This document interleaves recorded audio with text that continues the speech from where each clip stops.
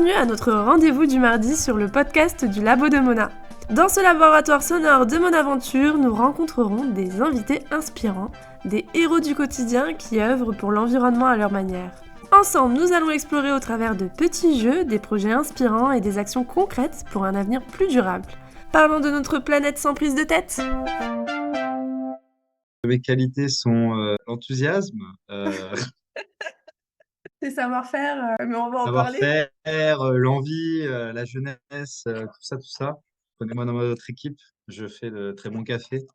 Je ne bois pas de Ouais. café. On Ah bon, est... bah, chocolat chaud, Oui, chocolat chaud. je fais de très bonne sangria aussi. Je ne doute pas de tes capacités. J'arrête de dire des bêtises, je te laisse faire ton travail. Pour ce premier épisode du Labo de Mona, nous avons la chance de jouer avec Nathan et parler de la mer Méditerranée. De quoi te partager quelques rayons de soleil. Je te laisse le découvrir au travers des jeux. La partie qui m'a le plus plu est celle des jeux de citation. Je ne te spoil pas plus. Prêt ? Partez ! Bienvenue Nathan dans le Labo de Mona pour ce premier épisode. Merci de te prêter au jeu. On peut attaquer sur la première question qui sera toujours la première question dans ce podcast. Quel est ton animal préféré et ton arbre ou ta fleur préférée? Mon animal préféré, comme ça, le gorgonocéphale. Le Alors, gorgonocéphale, t'es pas allé est-ce le que ça te chercher? parle déjà? Vas-y, explique-nous, parce que c'est déjà C'est très une espèce original. C'est une espèce marine magnifique. C'est souvent posé sur les gorgones, notamment. Et en fait, ça a de très longs bras. Ça ressemble un peu à un bonsaï sous-marin, si tu veux. Donc, ça a vraiment une forme très particulière. Ça vit à partir de 30 mètres de profondeur et sa forme change selon s'il fait jour ou nuit. Et ça m'a toujours fasciné. J'avais rencontré cet animal pour la première fois quand j'avais fait ma première plongée profonde à 60 mètres et ça m'avait vraiment marqué. Et donc, je dirais que c'est mon animal préféré. Très bien. Ça m'étonne pas de toi. Et ton arbre ou ta fleur, peut-être que c'est plus compliqué Alors, vu que toi, tu es du milieu marin. mon arbre fleur euh, sur Terre, c'est l'ilang-ilang. C'est une fleur qui sent extrêmement bon. Où j'ai eu la chance de vraiment avoir la fleur, pas des parfums de synthèse, etc., sentir cette fleur. Et c'est incroyable. Sinon, sous l'eau, on va dire la posidonie, forcément. Donc, la plante de la Méditerranée, parce que elle fait partie de notre quotidien ici. Je passe beaucoup de mon temps à essayer de la protéger. Et donc, forcément, j'ai un On, petit penchant on va en pour ça. parler un peu plus tard, ça tombe bien. Et pour l'ilang-ilang, tu as pu la sentir où? J'imagine en En, Poly- voyageant? en Polynésie française, j'ai eu la chance de vivre là-bas pendant ma jeunesse. C'est ce qui m'a fait tomber amoureux notamment de l'environnement marin et voilà ce qui m'a donné la volonté de le protéger. Et oui, donc c'était en Polynésie française. Alors sur quelle île exactement? Je ne veux pas te dire de bêtises. Je ne sais pas si c'était pas sur l'archipel des Marquises. J'ai pu aussi la sentir quand j'étais à Mayotte, il y en avait pas mal, et à Madagascar. L'odeur, elle m'avait vraiment marqué à l'époque. Alors, je t'ai pas trop présentée au tout début du podcast, parce qu'on va faire des petits jeux pour apprendre à connaître et D'accord. en savoir plus sur ta profession, qui est très intéressante et qui est responsable du pôle plongée et de la surveillance au parc marin de la Côte Bleue. Exact. Tu m'avais dit 6 activités que tu avais l'habitude de faire lors de ton poste. Et donc là, le but du jeu, c'est de savoir quelle est ta mission favorite parmi toutes celles que tu fais le plus dans ton métier. Donc, on va faire un D'accord. petit Ok, on va duel faire des. entre chaque mission. C'est super drôle. Donc, la première, c'était la surveillance anti-braconnage. Alors ça, c'est un peu le cœur de mon métier au parc, parce que dans le parc marin de la Côte Bleue, on a deux réserves, ce qu'on appelle aussi des cotonnements de pêche. Donc, c'est des zones protégées où il est interdit de chasser, interdit de plonger, interdit de pêcher et interdit de mouiller, c'est-à-dire poser son ancre. Donc, c'est vraiment un sanctuaire pour les poissons. Et on a vraiment une surveillance extrêmement importante sur ces réserves avec plus de 2000 heures de surveillance par an. Donc, je m'occupe de toute cette surveillance, donc que ce soit l'encadrement des saisonniers, où on a un renfort saisonnier durant l'été pour protéger cette zone, ou toute l'interface avec les services de l'État, là, donc soit les affaires maritimes, les brigades nautiques, les gendarmeries et même les polices municipales qui nous aident en fait à protéger les réserves, mais aussi le reste du parc marin. Nous, vraiment, l'essentiel, c'est la surveillance des réserves. C'est-à-dire, dans ces réserves, c'est une zone de reproduction pour les poissons. Je pense notamment au loup. Et donc, le loup, ça a une valeur marchande intéressante, c'est extrêmement pêché. Et dans ces réserves, vu qu'ils sont protégés, ils sont extrêmement nombreux, ils sont beaucoup plus facilement approchables dans les réserves, les poissons, parce qu'ils se sentent en sécurité. Donc, on fait vraiment une surveillance accrue au niveau de ces réserves marines. Et après, la surveillance mérou-corbe, c'est un peu plus compliqué parce qu'il y en a dans les réserves, mais il y en a aussi hors réserve. Là, en fait, c'est vraiment quand on chope les personnes sur le coup, mais vu que c'est dans un territoire, en fait, c'est sur toute la Méditerranée, hein, le mérou et le corbe. Donc, c'est un peu plus compliqué. Alors que là, les réserves, c'est vraiment des zones délimitées, avec des bouées, des panneaux d'information partout. Donc là, on est sûr que les gens ont les informations et sont au courant et que cette zone est interdite à la pêche.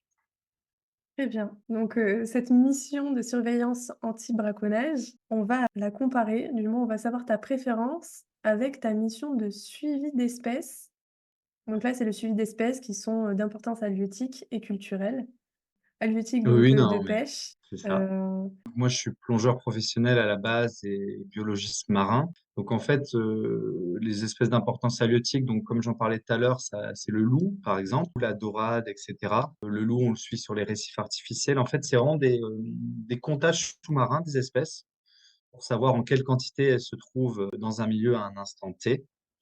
Et en fait, il y a des suivis dans le temps, ce qui permet de faire des comparaisons d'une année sur l'autre pour voir comment se porte l'espèce, pour pouvoir potentiellement par la suite installer une nouvelle réglementation, protéger une nouvelle zone, etc. Je pense notamment à l'oursin, qu'ici au parc marin, ça fait plus de 15 ans qu'il y a un suivi sur l'oursin sur la côte bleue, où on a 10 spots différents de suivi oursin sur la côte, et c'est toujours les mêmes depuis toutes ces années. Et en fait, il y a une courbe d'évolution, et il y a vraiment une chute par 7 de la quantité d'oursins. On est passé en moyenne à 7 oursins au mètre carré à moins d'un oursin au mètre carré. Et donc voilà, c'est des suivis en plongée sous-marine. Et à la suite de ça, on a fait remonter ces informations scientifiques. Et grâce à ça, depuis cette année, ça a été mis en place. Donc avant, l'autorisation de pêche de l'oursin, c'était du 1er novembre au 15 avril. C'était 4 douzaines par personne par jour. Et maintenant, c'est du 15 décembre au 28 février que c'est autorisé. C'est passé à 2 douzaines par personne par jour. Donc, on a divisé par 2 la quantité et par 2 la durée de prélèvement autorisée par les loisirs et par les professionnels, qui permet à l'espèce d'avoir un temps de reproduction, un temps où elle est protégée, donc c'est-à-dire elle peut grandir, elle peut se reproduire, etc., plus long, ce qui lui laisse, on va dire, un laps de temps plus intéressant pour pouvoir se développer et donc recoloniser l'espace et on va dire revenir à un nombre d'individus normal alors qu'il était soumis à de la surpêche. C'est un super exemple parce qu'on peut se demander, les oursins, s'ils disparaissent, quel, impact ça peut avoir sur l'écosystème. C'est un régulateur super important pour, les algues, et cetera. Ça montre que ton travail peut avoir vraiment un impact et j'espère que ça va permettre aux populations d'oursins d'augmenter. Là, on va bientôt avoir les suivis pour voir le premier résultat de cette année parce que c'est la première année où ça a été mis en place. Bon, là, ça devait être fait la semaine dernière, mais on a eu un très mauvais temps sur la Méditerranée. Donc, on a été très limité avec beaucoup de vent ces temps-ci. Donc, on n'a pas pu faire le comptage. Donc, on espère aller à l'eau le plus vite possible pour voir si déjà dès cette première année, ça a apporté ses fruits, cette protection. Donc, voilà, je pense à l'oursin. Je pense aussi, bien sûr, au corbe et au mérou. Donc, comme je disais, c'est des espèces soumises à un moratoire et qui a été renouvelé donc là en décembre dernier, donc pour 10 ans de plus. Donc voilà, donc il y a des zones où il y en a et on fait des comptages pour voir comment se portent les populations, si elles évoluent, si elles stagnent, ou si elles régressent. Donc ça, c'est des espèces d'importance plutôt culturelle, vu qu'elles ne sont pas pêchées, elles sont interdites à la pêche. Mmh. Et je pense aussi à une autre espèce d'importance culturelle, la posidonie. Il y a aussi du suivi sur la posidonie. Il y a certaines zones où elles sont soumises à beaucoup de bateaux qui viennent mettre leur ancre, etc. La posidonie met beaucoup de temps à grandir, à se développer. C'est pour ça qu'on a un suivi accru sur cette plante-là. Bien sûr, il y a aussi des groupes scientifiques qui viennent chez nous pour faire du suivi. Je pense au GIS Posidonie, à Septentrion, par exemple. C'est bien d'avoir, on va dire, un acteur externe qui s'occupe aussi de ça. Par des comptages du coup en plongée, sous-marine. C'était super intéressant et du coup, si tu dois choisir entre la surveillance anti, braconnage et le suivi des espèces, quelle est la mission que tu préfères? Alors, c'est hyper compliqué parce que c'est vraiment très complémentaire comme, Oui, tout est enfin, complémentaire, en fait, c'est qu'on fait ouais. un suivi pour protéger potentiellement une zone et après cette zone, ce qui est important, c'est Alors, la on parle protéger. pas de l'importance de tes missions, on parle D'accord, de on dit toi, ce ce que que je tu préfère. préfères. Voilà, ce Alors, que tu moi, préfères faire. étant biologiste Oui, marin à la base, moi, ce que oui. je préfère, c'est les suivis d'espèces. Ce que je préfère, c'est ça. On va passer au suivi mouillage écologique. Alors, du coup, on a des nouveaux mouillages écologiques depuis 2022. Donc, comme je te l'ai dit, on a nos réserves marines et ces réserves marines, elles sont matérialisées par des bouées. Ces bouées, donc, qui flottent sur l'eau. Mais en fait, on ne sait pas forcément ce qu'il y a en dessous. Il y a tout un système pour maintenir ces bouées avec les tempêtes, les vagues, le vent, etc. Donc, en fait, tout en bas, il y a un corps mort, une première chaîne, un flotteur de subsurface, une autre chaîne et la bouée en haut.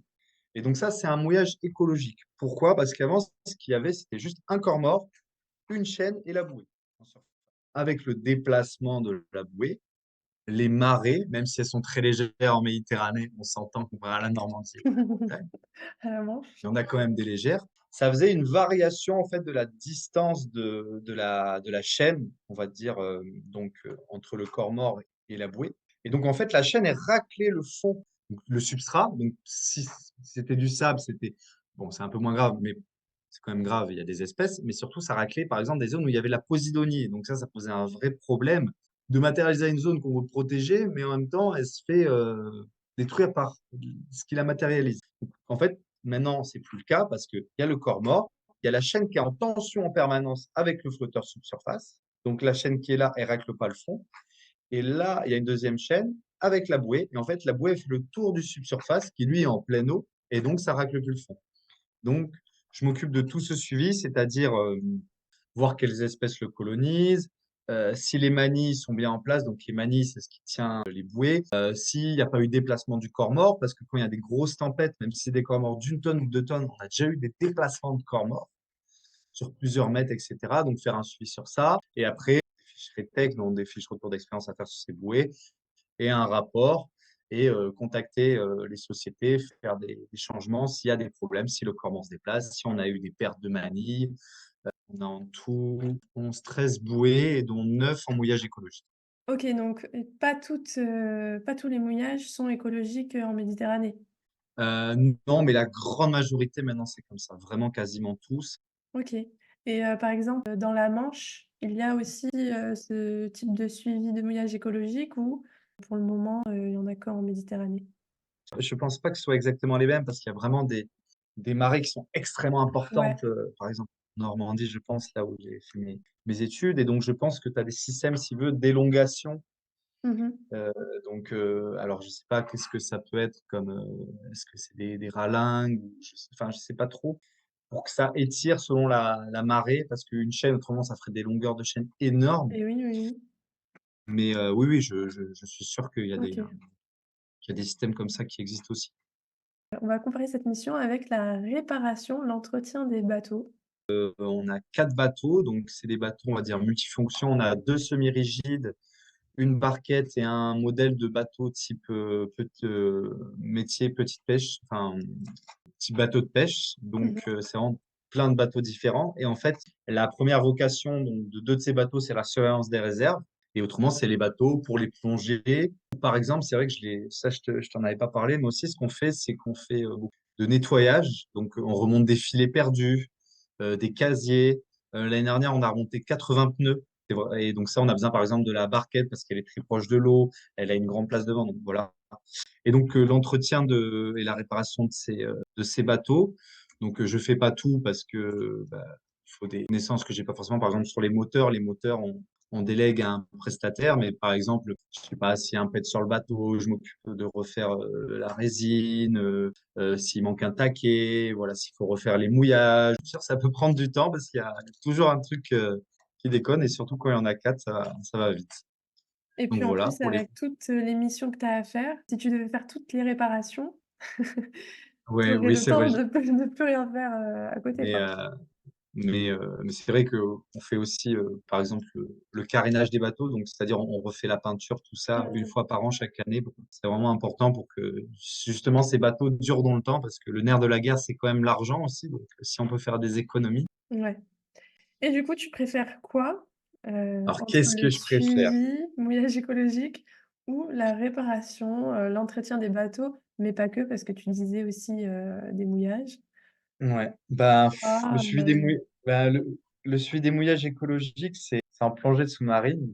Donc, mmh. moi, ce que j'adore, c'est plonger. Donc, c'est des plongées parfois techniques avec des changements de manie, etc. Donc, un peu, on va dire, qui sont physiques, tout ça sous l'eau. Donc, ça aussi, j'aime bien les plongées un peu tech. Voilà, là, j'aime les deux, c'est vrai. Euh, mais bon, il y a déjà ce suivi d'espèces qui est en lice. Donc, Ouais, allez, on va dire réparer, entretenir les bateaux, parce que les bateaux, quand même, dans le monde marin, c'est. allez. C'est Ah, pourtant, primordial. Ensuite, on a le suivi de matériel de plongée.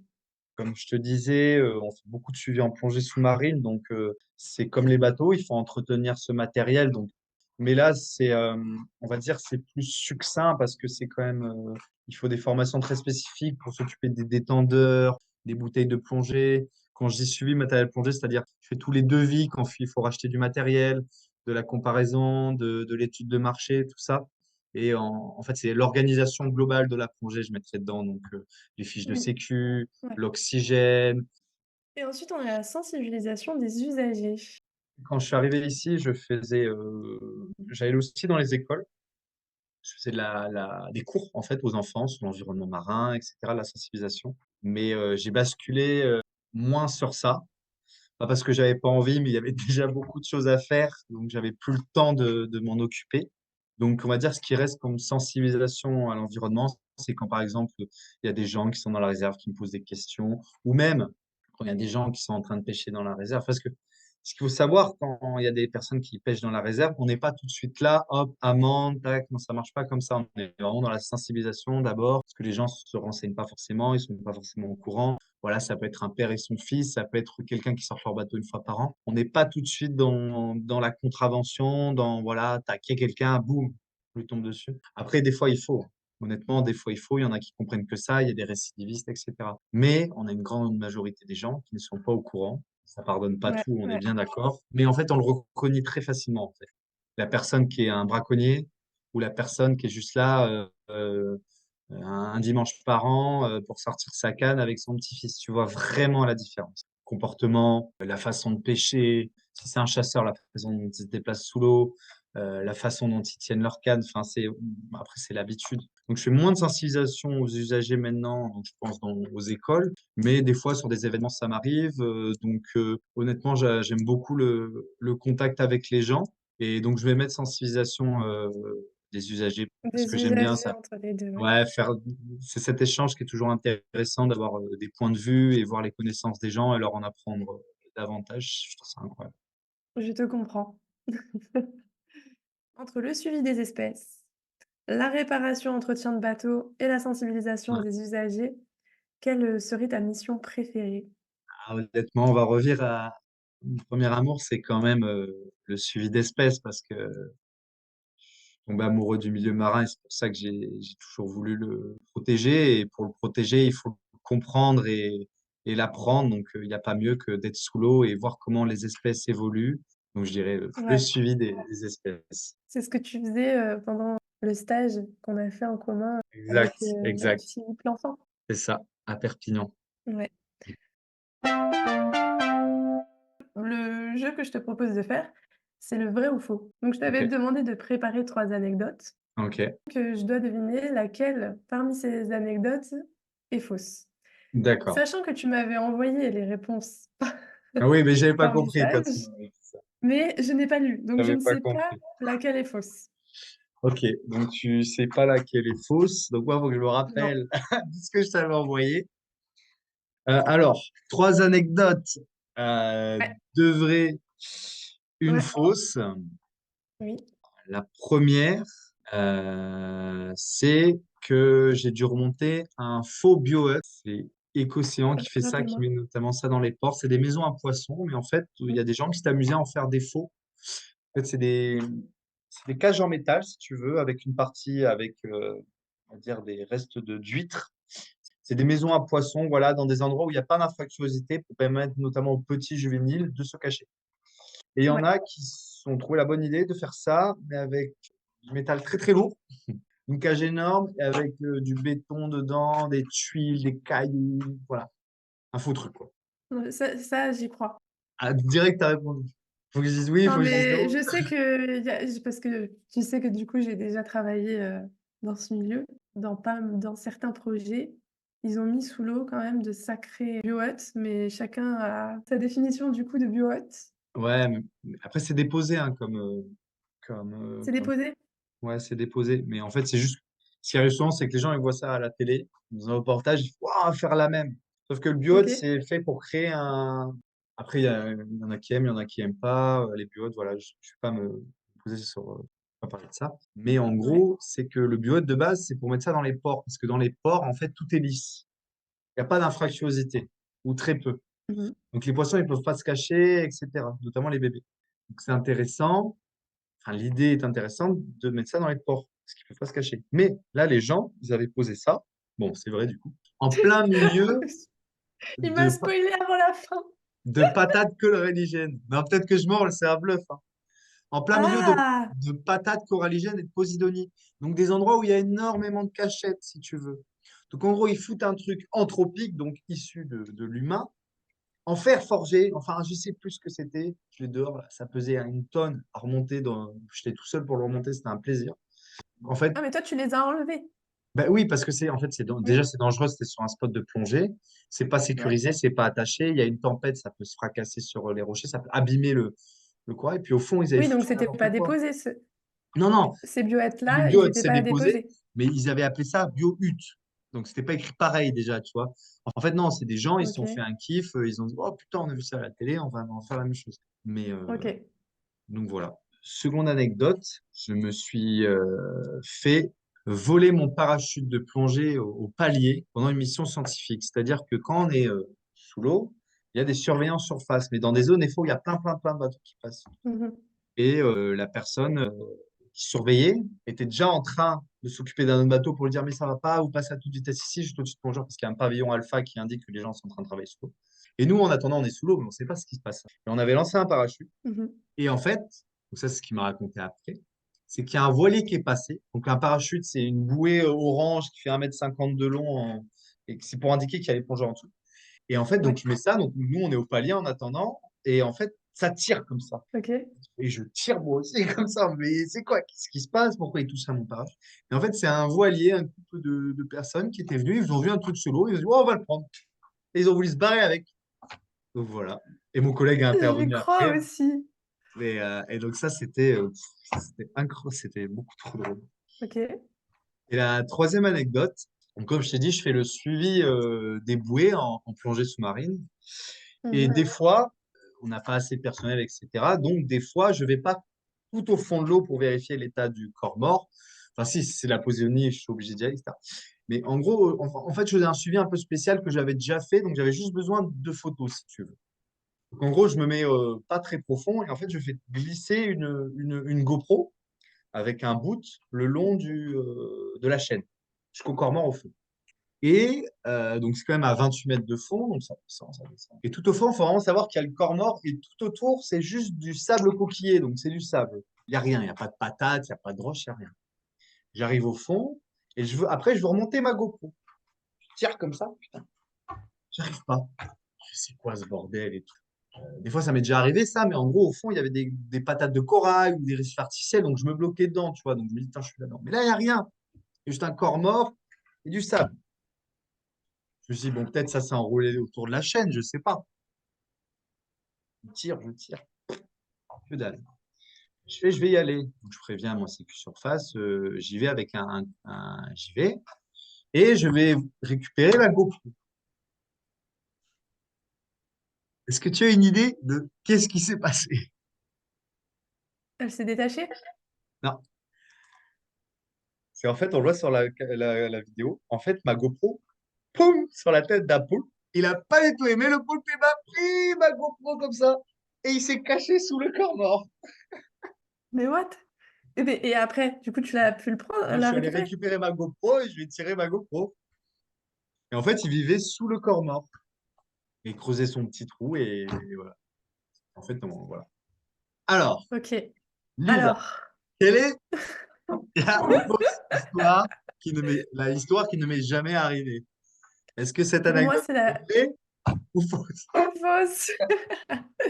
Pour moi, la dernière est fausse. Eh ben, tu t'es trompé. Oh non! C'est laquelle qui est fausse? C'est la première?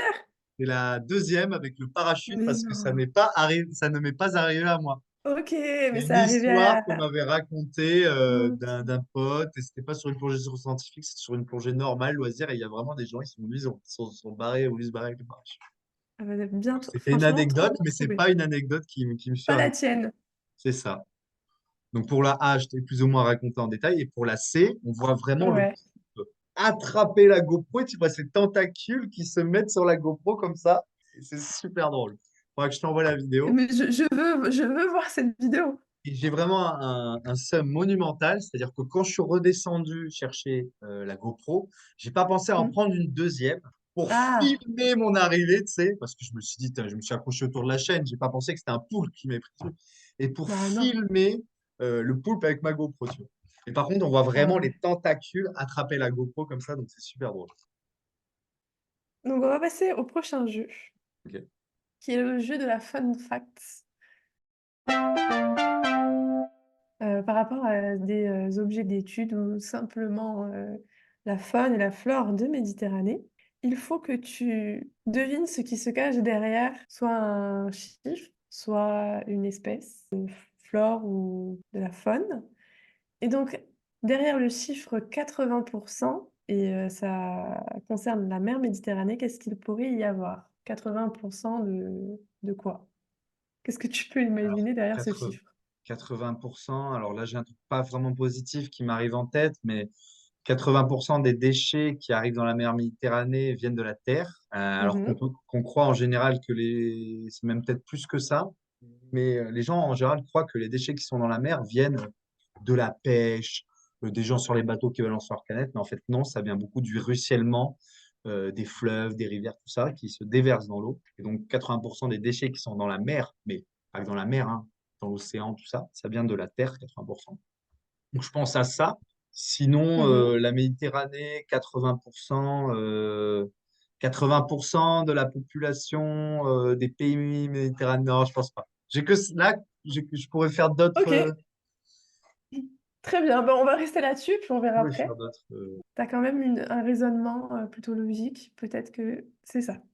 Ensuite, derrière la Posidonie, Posidonia oceanica, qu'est-ce que... Mais toi, tu le sais, mais qu'est-ce qui se cache derrière la Posidonie? Peut-être que c'est trop basique pour toi, mais dis-toi que c'est une... Alors, je peux dire plein de choses sur la un- Posidonie et j'espère que ça fera partie des bonnes réponses, mais je veux pas. La C'est très Posidonie, simple comme réponse. C'est quelque chose un truc dont qu'on on dit se souvent, doute pas forcément quand on ne connaît pas la c'est le Posidonie. poumon, c'est que c'est le poumon de la Méditerranée. C'est l'oxygène qu'elle produit. Je suis sûr que c'est ça. Ça, c'est le truc auquel on pense. C'est l'oxygène que produit par photosynthèse la Posidonie qui est énorme. Donc après, je pense que tu préciseras un peu plus avec les chiffres sur exactement, mais par rapport, par exemple, à l'Amazonie. Enfin, Mhm. vraiment, la Posidonie, c'est une plante incroyable, que ce soit pour la photosynthèse, donc l'oxygène qu'elle nous produit, l'habitat qu'elle est pour protéger les poissons, pour qu'ils se reproduisent, pour qu'ils mangent, notamment je pense à la saupe qui se nourrit quasiment que de Posidonie.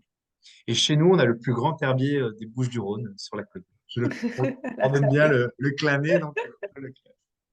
Ensuite, derrière Aurelia aurita, qui est la méduse lune, Ah oui. quelle information il peut se cacher derrière cette espèce, d'après Qu'est-ce toi? qui peut se cacher chez cette espèce? J'en vois beaucoup des Aurelia aurita. Ouais. Euh, elles ne sont pas urticantes. Je sais pas si c'était ça ton anecdote. On verra. On verra. Voilà. On verra. Contrairement aux pélagias, donc c'est les petites rondes comme ça avec plein de points violets. Donc je parle pour ceux qui nous regarderont. Écartez-vous des petites avec les points violets du pélagia. Ça, urticant. Enfin, urticant.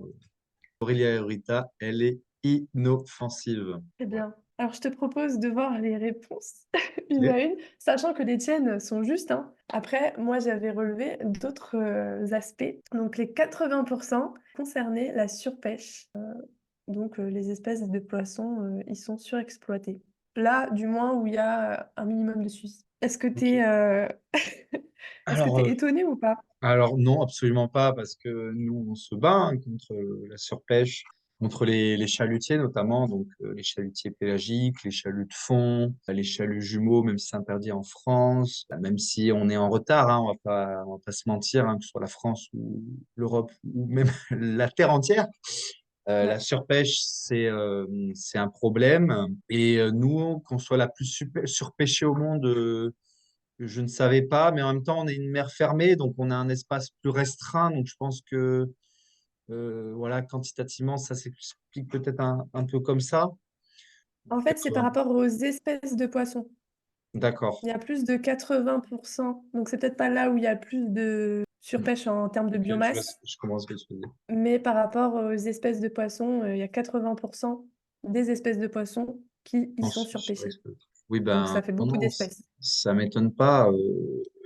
On dira, j'ai pas mal discuté avec de patrons de pêche, patrons pêcheurs. Alors notamment quand j'étais un observateur des pêches, mais là c'était plutôt sur mer de Norvège, mer du Nord où je travaillais. Ils disaient qu'il y avait de moins en moins de poissons et les gens, ils devaient aller de plus en plus loin. Ouais. En fait, ça coûtait de plus en plus cher. En fait, ce qu'il faut savoir alors là, je parle mer de Norvège, Méditerranée. Je me bifurque un peu, mais je pense que c'est intéressant de raconter ça. En fait, ce qu'il faut savoir, c'est que ces chalutiers pêchent à paire. C'est-à-dire qu'ils font 200 000 euros de poisson et il y a déjà minimum 250 000 euros d'essence. Alors pourquoi on dira, mais pourquoi ils pêchent alors? Ça n'a aucun sens de Mm. pêcher alors qu'ils n'ont même pas payé les marins, les mécanos, voilà, les pêcheurs, ils n'ont payé personne, hein, pour l'instant. En fait, c'est que le poisson est un produit d'appel pour les hypermarchés, dont je tairai le nom. Et en fait, du coup, c'est pour ça qu'ils investissent énormément sur ça. Et en fait, ils compensent avec d'autres produits, en fait. Et donc, qui continuent à les pêcher malgré que ça leur coûte plus cher que ça ne leur rapporte. Et donc, pour revenir à la Méditerranée, oui, oui, bah, ça m'étonne pas que ce soit surexploité, on le sait, hein. Ouais. Bon, une fun fact un peu plus positive. Et oui, La Posidonie, j'ai tu oublié nous de as le dit dire, plein de ça. choses super intéressantes quand même, mais ce n'est pas une algue, mais une plante à fleurs, un Plante à herbier fleurs, marin. et oui, parce que c'est un système Voilà. racinaire. Voilà, ça fait des fruits. Les petites olives sur la plage qui sont échouées. Il y a 2 ans, il y a eu la plus grosse floraison qu'il n'y ait jamais eu de Posidonie. J'ai connu voilà, depuis qu'on suit la Posidonie, en tout cas en Méditerranée. J'étais pas là pour voir ça, malheureusement. Il y avait plein ça ressemble à des petites olives, leurs fruits, il y en avait partout. Donc c'est vraiment une plante à fleurs. Et en fait, ce qui est hyper intéressant, et elle est aussi importante, en plus de tout ce que j'ai dit, c'est qu'elle Ouais. maintient le sédiment, la Posidonie, grâce à ses racines. Et donc ça, c'est Oui, hyper important. Ça nous permet d'avoir des plages l'été, accessoirement. Donc, accessoirement. vraiment, c'est une plante incroyable. Oui, c'est une plante et pas une algue, parce qu'une algue, elle n'a pas de système racinaire. Elle a par exemple des crampons ou un disque. Et derrière Aurélia, Aurita, comme tu avais dit qu'elles étaient inoffensives et elles ont une vie courte de quelques mois seulement. J'ai une petite anecdote sur les méduses en général. Ouais. Je vois que tu as marqué, elle se nourrit de plancton. Est-ce que tu savais que la méduse, c'est du plancton? Oui, et c'est dans mon premier stage que j'avais fait, c'était dans l'observatoire de Banyuls-sur-Mer. Je faisais des animations pédagogiques et donc on m'avait expliqué que les méduses mangeaient, comme tu disais, du microplancton. Je disais, mais elles le sont, donc elles se mangent elles-mêmes. Tu as sûrement la réponse à ma question. En fait, c'est il y a plusieurs types de plancton. Tu as le phytoplancton et le zooplancton. Le phytoplancton, Ouais, c'est oui, voilà, animal. Et zooplancton. zooplancton, c'est animal. Le zooplancton, donc la Ouais. méduse, c'est le zooplancton. Le phytoplancton est mangé par le zooplancton. Le plancton, pour expliquer un peu à nos téléspectateurs, euh, c'est que le plancton, en fait, c'est toute espèce qui n'est pas capable de nager à contre-courant. Donc, c'est à l'inverse du necton, qui est capable de nager à contre-courant. Le plancton ne peut pas nager à contre-courant. Donc, c'est-à-dire que toutes les larves, c'est du plancton.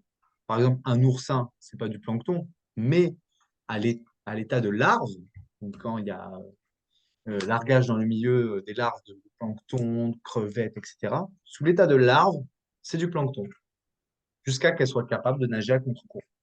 Et donc, la méduse ne peut pas nager à contre-courant.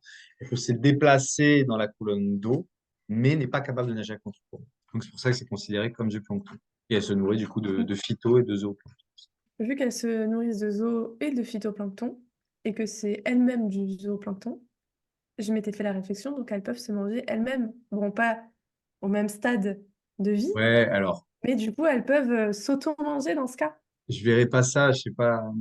Oui, ok, je vois ce que tu veux dire, mais oui, après, c'est courant assez dans le monde animal, mais je sais Ouais. pas exactement, on va dire, le régime alimentaire de la méduse. Mais je pense qu'elle se Bah, je nourrit pense qu'ils prennent tout ce qui passe.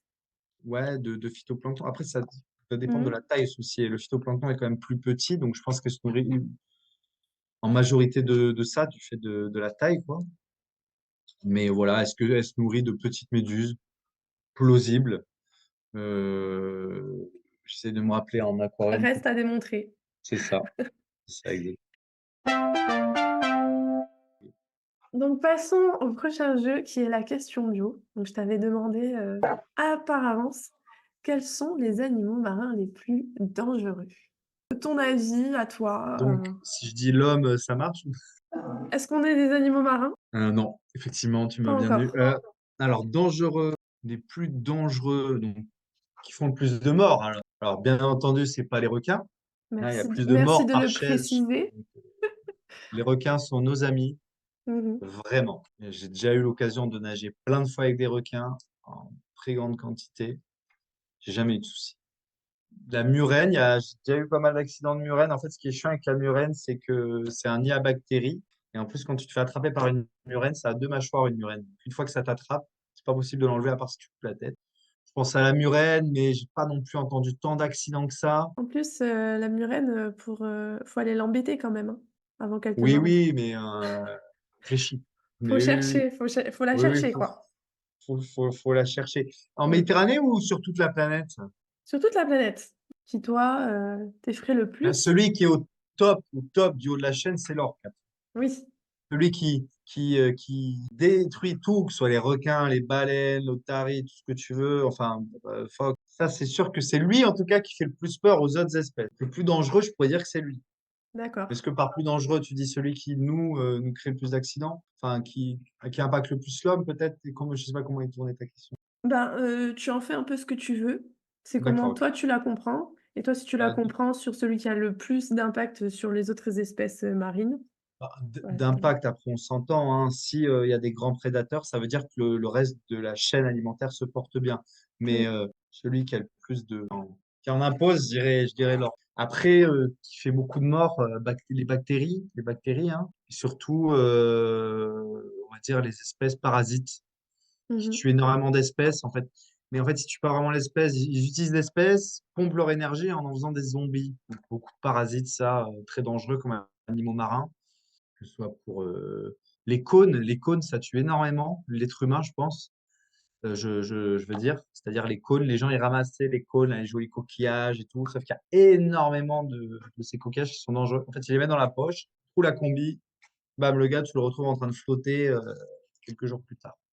Ah ça, je savais pas du tout. Et bah, du coup, je te le dis, il y a certains Et cônes qui sont comment très, ça très se dangereux. fait? Ah, ils ont des toxines Ok, mortelles. ok, Pas toutes les espèces, hein, mais il y a pas mal d'espèces, vraiment, et des toxines qui sont plus dangereux qu'une veuve noire, hein. ok, On les utilise notamment pour faire du poison. d'accord. Donc Très bien. voilà. Je pense que Merci j'ai un pour peu cette fait. réponse très détaillée et très intéressante. On va passer au jeu des citations. Donc, je vais te dire 4 citations. J'en ai sélectionné 4 pour toi. Ok, Et tu vas nous dire si tu es d'accord ou pas avec ces ok. citations. Oula. Et donc, c'est bien évidemment ton point de vue, Voilà, ta manière de penser. Ça peut être un peu philosophique et abordé de la manière dont tu le souhaites. d'accord, ok. Donc la première, c'est, sous la surface, le silence nous enveloppe et nous permet d'entendre la voix de notre être intérieur. Et c'est Pierre-Yves Cousteau qui a dit cette phrase et donc là, c'était un peu sur, du coup, le ressenti que tu peux avoir en plongée. Est-ce que tu Alors, rejoins, le sien ou pas? alors je suis d'accord et pas d'accord. Je suis d'accord sur cette prise de conscience de nous-mêmes qu'on a quand on est sous l'eau, où vraiment, moi, l'endroit où je me sens le mieux sur Terre, c'est sous l'eau. Il y a vraiment un apaisement, un sentiment de flotter, c'est beaucoup plus calme, s'il n'y a pas des bateaux qui nous passent au-dessus de la tête. C'est vraiment effectivement une thérapie pour moi, l'eau. Donc, je suis entièrement d'accord sur ça. Par contre, l'océan, qu'on appelle aussi le monde du silence, hein, le film bien connu, c'est pas vrai. Il y a énormément de sons sous l'eau, mais beaucoup. Hein. Je parle pas des sons qui viennent de l'homme. Hein. Et je pense par exemple aux corbes qui chantent, le corbe qui chante pendant la période de reproduction. Les baleines, elles communiquent énormément. Les dauphins, il y a du son sous l'eau, plus ou moins perceptible pour nous. Mais il y a des choses qui se passent vraiment, et le chant du corps, par exemple, on peut l'entendre sous l'eau. Voilà, les nageoires, il y a du son sous l'eau. Moi, j'ai déjà entendu des dauphins arriver sur moi. C'est impressionnant, ce son-là que je ne serais pas imité. Ou je pense, par exemple, à Sarano qui parle des cachalots et qui sont bien connus, Sarano. Et donc, non, ça, il y a beaucoup de sons, mais effectivement, on se sent bien sous l'eau. Donc voilà, je suis d'accord et pas d'accord, mais je pense qu'il a voulu le tourner dans le sens où c'est un lieu de paix, de sérénité, d'être sous la. Moi, je sais que je m'entends énormément sous l'eau, au Ok. niveau, des bruits. Je suis souvent avec un détendeur, donc j'entends plus les bulles que Oui, oui, oui, j'expire voilà, c'est ça, les ou que bulles, tout ce j'inspire. qui est, respiration, quoi, Ou que j'inspire. J'inspire dans mon détendeur.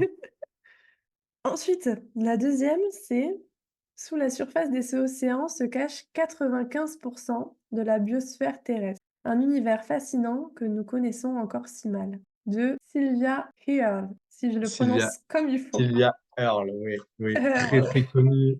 C'est non mais alors moi j'ai toujours dit Earle parce que ça doit être francisé, mais peut-être que Sylvia Earle. je sais pas. Très intéressante cette dame hein, qui est une très très grande plongeuse, c'est vraiment un modèle hein, toujours là, incroyable, vraiment une femme incroyable. Elle a écouté des reportages superbes sur elle. Donc elle disait 95% de la biomasse, c'est ça? De la Alors biosphère ok, terrestre sphère se terrestre. cache sous la surface des océans. Je ne sais pas en quantité, c'est vrai que la majorité de la Terre est recouverte par de l'eau, donc on peut penser que la biosphère, en majorité, se comporte dans l'océan. On vient de l'océan, hein, nous, enfin, toutes les espèces viennent de l'océan à la base. C'est sûrement vrai. Enfin, moi, Sylvia Earle, je la crois. Après, Je la suis. est-ce qu'elle a amplifié un peu le truc? Je ne vais pas contredire Sylvia Earle. Je n'ai pas assez connaissances, tout son vécu. Mais par contre, là où je suis sûr, c'est qu'effectivement, il y a plein de choses à découvrir sous l'eau. On connaît mieux la surface de la Lune que le fond des océans, ce qui est quand même incroyable. Bon, c'est de moins en moins vrai parce qu'on cartographie à la pelle nos océans en ce moment. Mais il y a Ouais, énormément de choses à découvrir, de nouvelles espèces à découvrir. Les espèces se déplacent beaucoup, changent de lieu de vie à cause du réchauffement de l'eau. Voilà, il y a des espèces qu'on voit arriver dans la Méditerranée française qu'avant on n'est pas du tout ici. Hein. Je suis d'accord. Et ce 95%, je ne sais pas. Je n'ai pas les chiffres, mais je la crois sur parole. Et puis même si elle envers se et trompe, contre c'est pas tous. grave. C'est pas Voilà. Alors, nous ne pouvons pas protéger ce que nous comprenons pas, et l'océan en est le parfait exemple. Et c'est de Fabien Cousteau. Camille Cousteau. Hein. Effectivement, on a peur de ce qui est différent. Je pense que si on s'intéresse pas, on a peur de la différence. Donc, si on s'intéresse pas au milieu marin et aux espèces qu'elle renferme, on ne saura pas bien les protéger. Parce que si on ne comprend pas quelque chose, on ne peut pas correctement le protéger. Alors là, honnêtement, sur ce sujet, je pourrais vraiment déblatérer pendant 20 minutes, je pense. Donc, j'ai essayé de faire assez concis. Alors là, En ce fait, qu'il ce qui dit, est, ouais, c'est qu'il ne peut pas protéger ce qu'on ne comprend pas. Est-ce que tu es on ne d'accord sur comprend pas. ce Oui, parce sur que cette idée? si on protège quelque chose d'une telle ou telle manière, mais qu'on ne connaît pas comment fonctionne cette espèce, ça ne peut ne pas marcher. Mmh. Tu vois, par exemple, on se dit, oh, il n'y a plus de poissons. Alors, je vais vraiment dire un truc très con. Oh, il n'y a plus de mérou, il n'y a plus de corbe.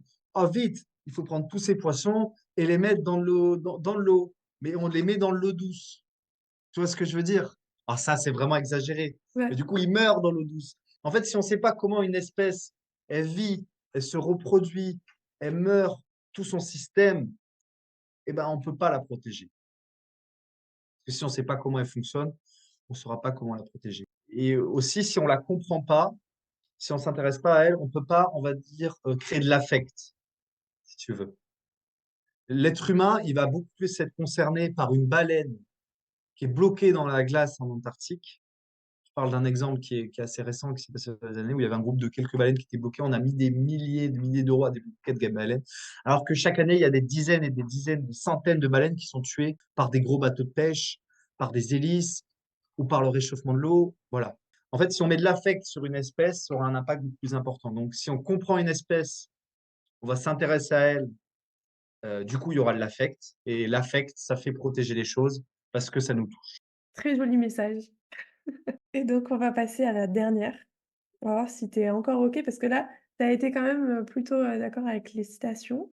C'est: «Ensemble, nous pouvons changer le destin des océans». Et ça, c'est un grand nombre d'associations et d'ONG qui portent ce message. Alors Plutôt là, ça dépend positif. si je Ouais. parle avec mon cœur ou avec mon cerveau. Écoute, On serait autour d'une bière juste tous les deux, je sais pas si je te dirais la même chose. qu'est-ce que Honnêtement, tu en penses? je me suis lancé dans cette voie-là parce que j'y crois, parce que j'ai Ouais, envie, j'ai toujours voulu. Mais néanmoins, de fait aussi d'être dans le milieu, c'est que je sais peut-être plus de choses, nous savons peut-être plus de choses que le grand public. oui. C'est-à-dire, on sait encore plus à quel point c'est la merde, à quel point on va dans le mur, à quel point le train est lancé à toute vitesse et à quel point ça va être chaud de ralentir. Mmh. Moi, je dirais pas sauver, je dirais gagner du temps avant l'inévitable, mais Mmh mh. ça, c'est mon cerveau qui dirait ça, mais mon cœur dirait oui, parce que j'ai envie. Mais, mais oui, il faut. Mais de toute façon, l'être humain, il va pas rester là tout le temps sur la planète. Dans l'océan, il y aura toujours de la vie, je pense. Mais bon, après, on va sur ce débat philosophique et sur, mais voilà, mon cœur dit oui, mon cerveau dira c'est quand même chaud. Il faudrait vraiment une prise de conscience globale pour que les choses changent. Et on voit dans le monde actuel, France, hein, je parle de partout. C'est très compliqué, mais il y a des facteurs aussi très importants. On peut pas dire à un pays qui est en train de se développer, en train de créer son économie, oh mais attention, les poissons, hein. Alors que nous, pendant des années, on a tout détruit. Donc c'est compliqué. Voilà, qu'on a créé notre économie notamment grâce à ça. Donc c'est compliqué, voilà, parce qu'on n'est pas tous au même stade, on n'a pas tous les mêmes moyens d'un pays à un autre. Voilà. Mais je pense qu'il y a des choses à faire, des choses vraiment qui sont possibles et qui peuvent nous faire avancer dans la bonne direction. Mon cœur est d'accord, mon cerveau a plus de mal, mais Je partage ton avis, en y ajoutant, l'aspect politique des choses oui, et c'est ça. Beaucoup de lobby aussi, voilà. Mais bon, voilà, ça, c'est, malheureusement. c'est ainsi. Il me semble que Oula, c'est le dernier jeu. Enfin, c'est pas un jeu, en fait, là, c'est juste les ouais, 3 actus. Mince. ok, Les 3 actus concernant le parc marin de la Côte Bleue en allant faire un petit tour, sur leur site internet ok. et Il y a aller des un peu trucs. me renseigner. Oh, Il y a ouais, des ok. choses, ouais, qui sont un peu dépassées, mais je vais m'expliquer. Donc j'ai Il y a vu des trucs, il y a des trucs un peu dépassés, enfin mmh, terminés. Je pense au programme Socrates. ouais, exactement, mais ils le mettent en avant et je trouvais que c'était un des programmes, qui m'intéressait le plus. Ok. Je sais pas si tu as pu suivre, ce programme? Alors moi, j'étais pas dessus, mais j'ai eu quelques rendus, mais pas énormément. Donc, je pourrais pas m'étaler sur le sujet. J'aurais peur de te dire des bêtises et pas être sûr de mes infos. Moi, ce qu'il y a écrit, c'était que c'était un projet justement qui, consiste à ajouter des dispositifs légers sous les bouées de balisage pour complexifier la structure et développer leur potentiel écologique. Et donc D'accord. que Ok. ça Alors, permettait de Socrates. concentrer les Ok. poissons et de en connaître un peu plus sur ces espèces-là qui se servent, de Alors, effectivement, de ces ça c'est écosystèmes. beaucoup en études, hein, notamment sur les éoliennes, hein. Il y aura beaucoup ça. Sur les éoliennes flottantes, on veut diversifier les éoliennes pour en faire en fait des récifs artificiels, si tu veux, quoi. Ouais. Ça aussi, c'est un gros sujet, les récifs artificiels. Mais là, on a besoin de 2 heures de plus, je pense, pour débattre sur ça. Nocrates, le gros souci, en fait, c'est que c'était une bonne idée de vouloir diversifier ses chaînes, etc. Mais en fait, le gros problème, c'est que c'était pas assez solide. Et ça, on n'avait pas le recul dessus. moi, de ce que j'ai vu de la fin du programme, et j'ai pas tous les tenants les aboutissants. C'est que voilà, ça avait tendance à se péter parce que beaucoup de courants, on est dans une zone, on a énormément de Mistral, c'est pas protégé. Donc voilà. Ok. Je sais pas ce qui en est ressorti honnêtement. Je me suis pas renseigné, donc je pourrais pas t'en dire plus. Désolé. Ils ont restitué un rapport pour ceux que ça intéresse en Ouais, mais 2021. honnêtement, je l'ai pas lu. Honte Ouais, à non, mais moi. je comprends. Et en gros, ils avaient réussi à savoir à peu près quelles espèces, du coup, se servaient de ces amas flottants. Le fait que tu nous donnes ce petit retour, ça ajoute Je des... pense que c'est intéressant, mais Mm. le système n'était pas forcément le bon. Bon, ok. Voilà, des fois, sur les chaînes, il y a des bioètes qui sont mis, qu'on a parlé de la société Océan. Il y a différentes choses. Je sais qu'il y a des choses en Corse aussi qui sont faites. Donc en fait, c'est vraiment des tests qui sont faits en fait pour transformer ces zones en tropiques, en fait, zones tropiques. Là où l'homme a créé des choses pour les rendre un peu plus naturelles. Mais c'est sujet à débat. Est-ce que voilà, il faut rajouter des choses où il n'y avait pas la base, etc. Enfin, il y a plein de choses à dire maintenant. Ouais. Ok. Ensuite, les espèces envahissantes qu'ils mettent en avant sur le Mais site. oui, Ruguloptérix. Alors, Ruguloptérix, on en a eu L'algue beaucoup. japonaise. Ouais. En fait, il y en a eu beaucoup, puis après, elle a reculé. Après, en fait, elle est dans le paysage, comme les autres algues. On va Mhm. dire qu'elle n'a pas trop pris le pas Mhm. pour le reste. Après, ça dépend des zones. Il y a des zones où il y en a énormément.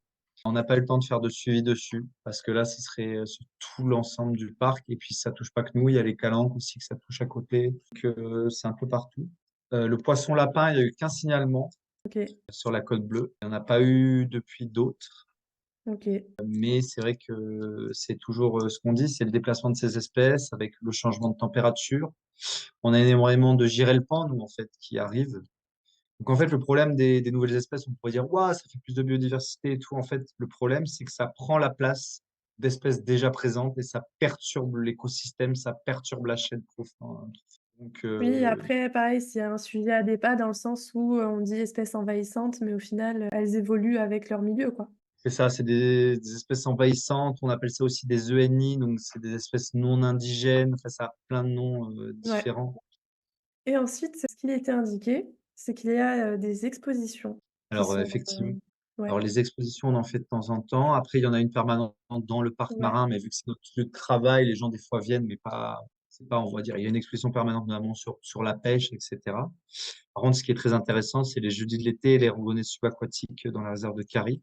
Ouais. Donc, en fait, chaque année, tout juillet et tout, on fait des sentiers sous-marins, ça s'appelle, dans la réserve plusieurs fois par semaine, à des groupes de 10-12 personnes, plusieurs fois dans la matinée. On présente la réserve de Cary, on équipe les gens, on leur met une combi, un masque, un tuba, on les met sous l'eau, on leur explique les espèces, les oursins, on leur montre des étoiles de mer, des holoturies, la posidonie, les poissons, on leur explique leur mode de vie, tout ça dans l'eau, tout ça gratuitement. Ouais, gratuitement, j'ai trouvé ça super. Tout ça Pendant gratuitement. 3 jours dans la semaine, je crois, à peu près. C'est trois jours dans la semaine. Alors, il y Ouais. a un jour où c'est que les scolaires et les deux autres jours, je crois que c'est jeudi, samedi ou mercredi, samedi et lundi c'est pour les scolaires où voilà, il y a trois passages dans la matinée. Je crois que c'est 8h45, 9h45, 10h45, enfin peu importe. Ça, c'est avec l'office de tourisme de Carré qu'il faut voir, l'office de tourisme de Marty. Ouais. Et les jeudis d'été, c'est voilà, les jeudis durant la période estivale aussi, en fait, c'est des cours d'environnement marin, ouverts au public, pareil, gratuit. Les gens viennent, on Avec fait des des jeux, présentations des avec petits des jeux. jeux. On présente des poissons aussi, on a des aquariums, on présente des poissons dans des aquariums, voilà, des anecdotes, tout ça, voilà, en gros. Ça m'a donné envie d'y faire un tour. Ah bah, avec plaisir, j'ai pas ça. Avant que ce podcast se finisse, je voulais te demander 2 personnes que tu vois, venir jouer Dans dans ce ce podcast, podcast. Ouais. déjà, j'ai quelqu'un que je vois tout de suite qui n'a rien à voir avec ce que je fais, mais du coup, sur un sujet complètement différent et qui peut t'intéresser, c'est mon amie Margot Dufossé. Elle bosse à Alcimar, donc elle bosse sur des grosses sondes. Donc, c'est des sondes c'est pour étudier la courantométrie, enfin, plein de choses sur les paramètres, mais c'est sur des profondeurs beaucoup plus grosses qu'elle travaille que moi, là où je travaille. Ensuite, une deuxième personne, en fait, après, il y a plein de personnes auxquelles je pense. J'imagine. Euh, j'ai un pote Qui peut intéresser, qui travaille le sur le public? plancton, si tu veux, ça peut être cool, à l'Ifremer de Sète, qui est super sympa. Elio, je vois aussi ce week-end, donc c'est pour ça, après, je pense aux personnes que là, je vois ce week-end. C'est deux profils qui n'ont rien à voir avec moi. Bah, toujours d'environnement super marin. Donc intéressant. ça te fait des sujets complètement différents si tu veux. Ce qui vient après, c'est l'espace React. C'est, ben, toi, tu l'auras pas parce que tu es le premier à passer, mais les prochains qui vont suivre, il y aura peut-être, quelqu'un qui aura laissé et je vous encourage à commenter, à poser des questions sur ce podcast et on y répondra à ce moment-là Très bien. donc merci Bon, et à merci à plus. toi, Lisa. Merci de nous avoir partagé, ta passion. Avec C'était grand plaisir. super intéressant franchement et puis en plus, Oui. la biologie j'adore ça donc Ben, merci à toi en tout cas. C'était un exercice très intéressant. Ça faisait longtemps que j'avais pas fait de visio en plus. ouais. Enfin, voilà. Donc merci beaucoup à toi en tout cas. Le labo de Mona clôture ses portes. Pour continuer l'expérience, rejoins-moi sur Monaventure pour du contenu au quotidien et ne pas rater la prochaine partie. Sur Instagram, c'est Mona-venture. J'espère que tu as apprécié notre plongée dans les eaux de la mer Méditerranée en compagnie de Nathan. Je suis sûre que tu as passé un moment aussi enrichissant que moi. Si tu as aimé cet épisode, soutiens le labo en likant, le partageant à tes amis et en laissant un commentaire sur l'info qui t'a le plus étonné. En attendant, je te souhaite une excellente journée ou une excellente soirée. À mardi prochain dans le labo de Mona.